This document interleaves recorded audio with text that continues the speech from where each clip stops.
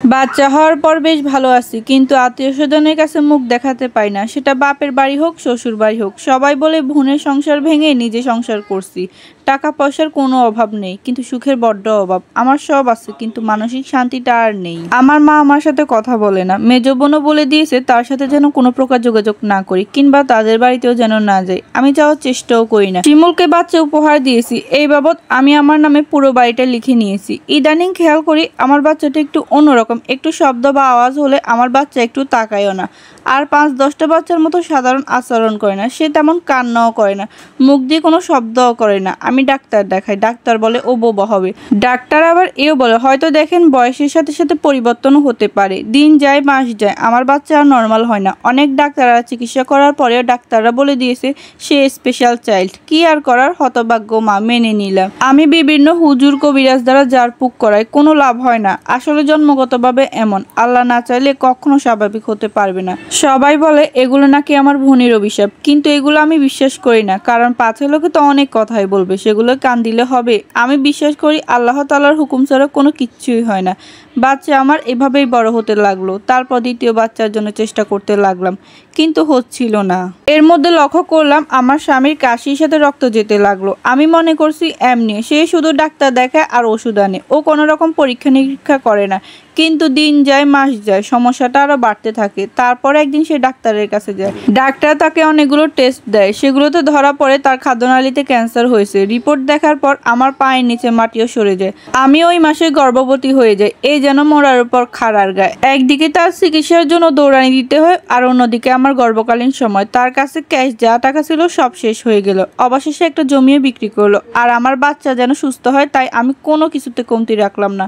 ভালো ভালো খাবার খাই, ভালো ভালো ডাক্তার দেখাই, ভিটামিনও খাই। হুজুরের কাছে যাই, হাতে গলায় তাবিজ পরে ঝাড়ফুঁক করি একটা সুস্থ বাচ্চা হওয়ার জন্য। আমার আল্লাহর অশেষ রহমতে আরেকটা পুত্র সন্তানের জন্ম দিলাম। কিন্তু আমার স্বামীর অবস্থা দিন দিন খারাপ থেকে আরো খারাপ হতে লাগলো। শেষে তিনি আরো 2টা জমি বিক্রি করে ভারতে গেলেন ক্যান্সারের চিকিৎসা করাতে। প্রায় 1 বছর থাকবে সেখানে। শিমুল ভারতের উদ্দেশ্যে রওনা দিল, আর আমার ডেলিভারি হওয়াতে বেশি দিন হয় নাই, তাই আর শিমুলের সাথে যেতে পারলাম না। আমি এখানে থেকে বাচ্চাদের দেখাশোনা করছি। বাচ্চাদের দেখাশোনা করার জন্য একটা কাজের মেয়েও রাখলাম। বেশ কয়েকটা মাস কেটে গেল। শিমুলের সাথে ফোনেও তেমন যোগাযোগ হয় না। তার অবস্থা আরও ভালো না, মাথার চুল সব উঠে গেছে।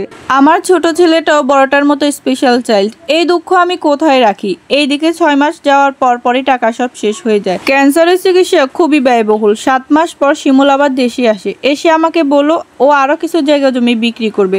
জায়গা বিক্রি করে এবার 25 লক্ষ টাকা পেল। 25 লক্ষ টাকা দিয়ে আবার সে ভারতে গেল। এবার তার আরও একটি কিডনি ড্যামেজ হয়ে গেল। সে 25 লক্ষ টাকা ব্যয় করে আরও একটা নতুন কিডনি সংযোজন করলো। আসলে সে বেঁচে থাকতে চেয়েছিল। সে বলতো তার সমস্ত সম্পত্তি বিক্রি করে দিয়ে হলেও সে বেঁচে থাকতে চায়। আশেপাশে মানুষও অনেক কথা বলতে লাগলো। বলল আমার বোনের অভিশাপ, আমার সংসারে অশান্তি নেমে আসছে।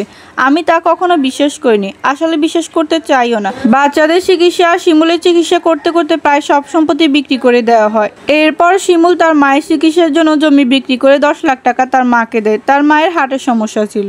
গজব নেমে এসেছিল আমার উপরে। ভাগ্যের কি নির্মম পরিহাস, শিমুল মারা যায়। আমার অভিশপ্ত জীবন নিয়ে কি করব বুঝতেই পারতেছিলাম না। তারপর 2 রুমে নিজেরা থাকি, 3 রুম ভাড়া দিই। এর মধ্যে একজন ব্যাচেলারকে ভাড়া দিই। তার সাথে কয়েক মাস থাকার পর আমার প্রণয় সম্পর্কে গড়ে ওঠে। সে আমাকে বিয়ে করবে বলে করতেছিল না। তাকে এক প্রকার বাধ্য করে বিয়ে করি। সে যা কামাই করতো সবই আমাকে দিত। 1 বছর সংসার কাটার পর সে আমাকে ছেড়ে পালিয়ে যায়। তার বাড়ি যে ঠিকানা দিয়েছিল সেখানে খবর নিয়ে দেখি সে আমাকে ভুল ঠিকানা দিয়ে। এরপর সে আর কখনো আসেনি। জীবন থেকে অনেকগুলো বছর কেটে যায়। বড় আপা এখন আমাদেরকে সাহায্য করে মাঝে মধ্যে, আর আমি প্রতিবন্ধী সন্তান নিয়ে আসি কোনো রকম।